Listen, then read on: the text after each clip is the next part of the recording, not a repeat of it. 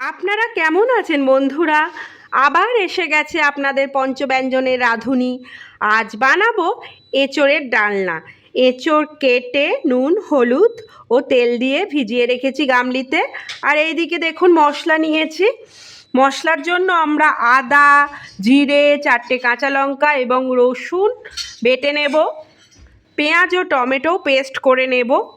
আর 2টো আলু ডুমো ডুমো করে কেটে নেব। আলু, কড়াইশুঁটি এবং এঁচোড় দিয়ে ডালনা হবে। প্রেসার কুকারে লবণ হলুদ ও সরিষার তেল দিয়ে এঁচোড় সেদ্ধ করলাম। উত্তপ্ত কড়াইয়ে সরষার তেল দিলাম,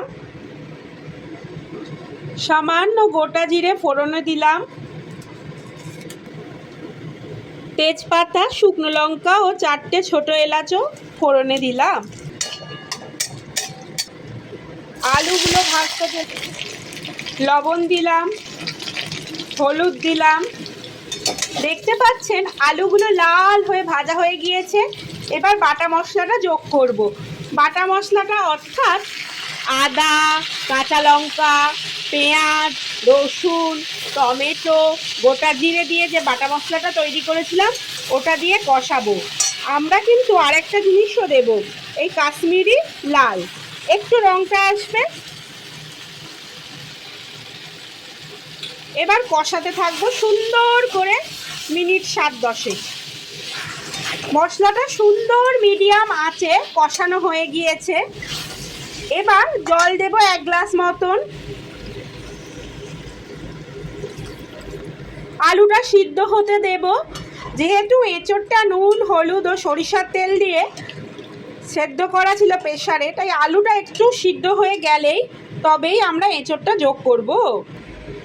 এবার কড়াইশুঁটিগুলো দিলাম এবং আরও সামান্য নুন দেব। আপনারাও স্বাদ মতো নুনটা কিন্তু দেবেন অবশ্যই।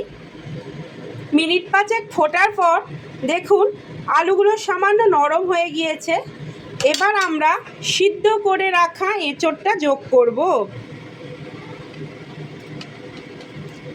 যোগ করলাম, নাড়াচাড়া করব। খানিকক্ষণ বাদে গরম মশলা দিয়ে নামিয়ে নিলেই তৈরি সুস্বাদু এঁচোড়ের ডালনা। আরও 5-7 মিনিট মতো ফুটবে। আপনারাও স্বাদ মতো লবণ হলুদটা দেবেন। ঝোলটা ফুটে একেবারে গা মাখা হয়ে গিয়েছে। এবার 1 চামচ চিনি দেব। বাঙালি তো চিনিটা যেন মজ্জায় মিশে আছে।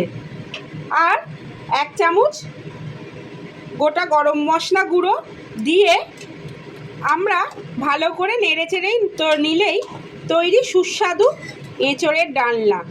আমি তো রুটির সাথে এটি খাবো, তাই একটু গা মাখাই নামালাম। আপনারা অবশ্যই করবেন। আজকে রুটির সাথে বানিয়ে ফেললাম এঁচোড়ের ডালনা। ঘরোয়া রুটি আর এঁচোড়ের ডালনা রাতের রেসিপি।